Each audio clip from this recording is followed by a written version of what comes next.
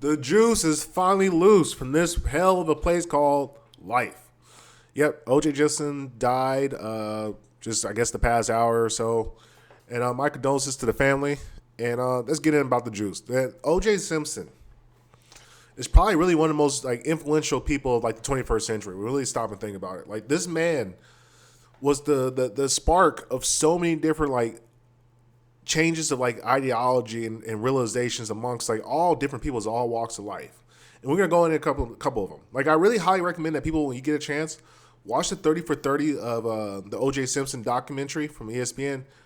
Amazing, amazing, beautiful like background explaining like the situation and how life was prior to OJ even coming into the court case and his past like youth and then all the way through the trial into like the current situation when he got like arrested in Vegas for trying to steal his shit back. But what I take most about OJ is OJ's kind of opened my eyes. Like I was born in '91, so OJ the Simpson trial was like happening when I was a kid. So I was fucking actually I wasn't even probably born, but the situation was playing out then. But OJ essentially showed that the justice system was not racist.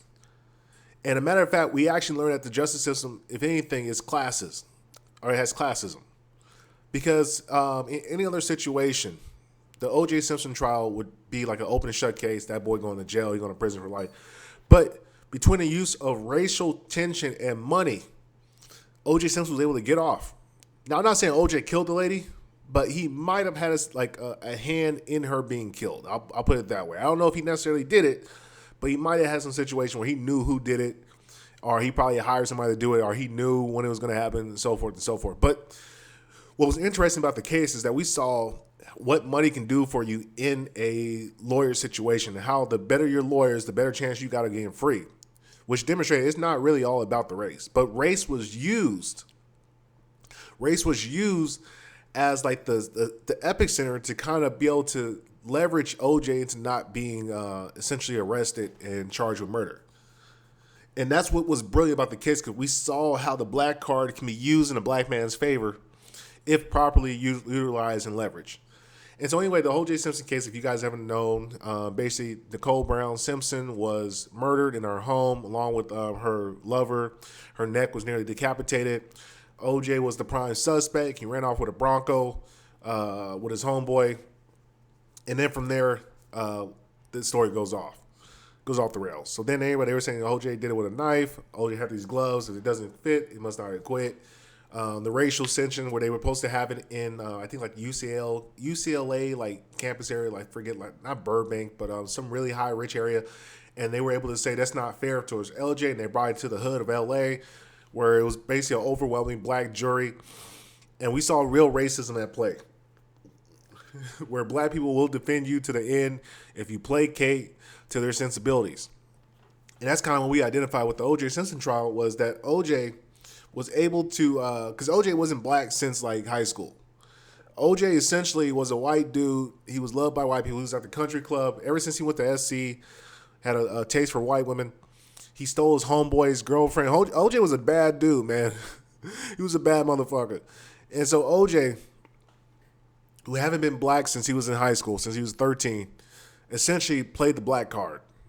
And like along with the civil rights movement kind of going down, because they had the Rodney King trial and so forth and so forth, they were able to use the corruption of the LA police department.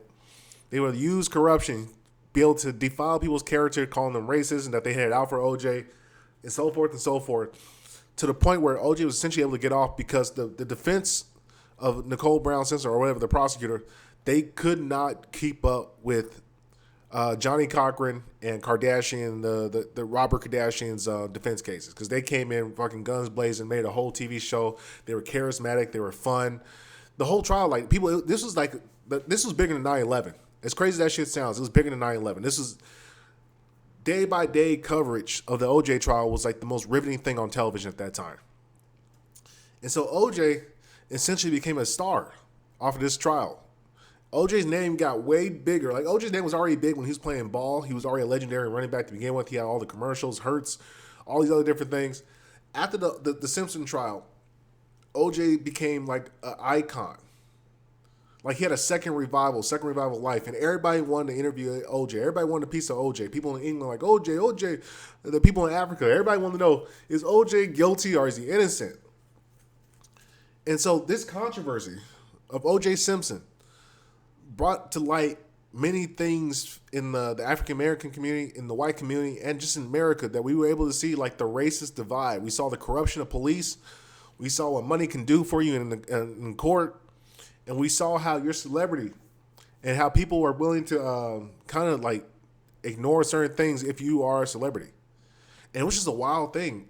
And that particular trial pushed forward the kind of the civil rights thing that you see today. Because black people realize, wait, hold up a second, man. If we use our race card properly, we can get off for a lot of things. We realize white people are not as racist as we thought they are. Like they might be racist, but not as racist as we thought, and they don't hold as much power as we thought they held. And so you know what? It's funny. It's almost like that spurred the George Floyd movement. Now the problem in today's age is that like the black exploitation of the black card, we have overused it for like people who did not deserve it. Like the George Floyd case, we probably should not have used our black card on that guy. That was probably not the best one. There's better people to use it on to get promoted and to see civil rights growth. But OJ was like the first like thing where white people kind of got woken up like, whoa, the justice system is fucked up. And that was a big one. And I think that was really opening up a lot of white people's eyes like, wait, hold on, what's going on here? Because I don't think a lot of white people were looking at it as racist. They were looking like, do we want to get justice for Nicole? Because this seems like an open case. But the prosecution was doing such a shitty job that they kept like making it look better for OJ. It did Johnny Cochran, Ryman, Robert Kardashian. And even on a side note, OJ spurred the Kardashian show. Because of OJ's trial, Robert Kardashian became worldwide famous. And then when he died, he probably left a huge insurance policy. He became well-renowned. Then Kris Jenner used that fame to basically pimp out her daughter to create the Kardashians, which then made Kanye bigger because Kanye got what. And now you're starting to see the OJ effect didn't just last in the 90s. That shit went all the way to now to Kanye basically walking around with a shorty half naked. Like I'm telling you, people don't understand. Ray J career blew up because of OJ.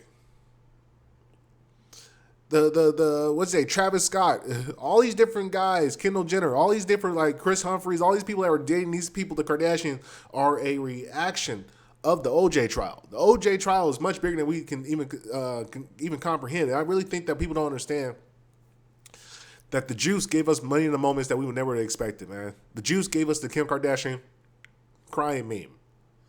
The juice gave us Kendall Jenner's fucking makeup line.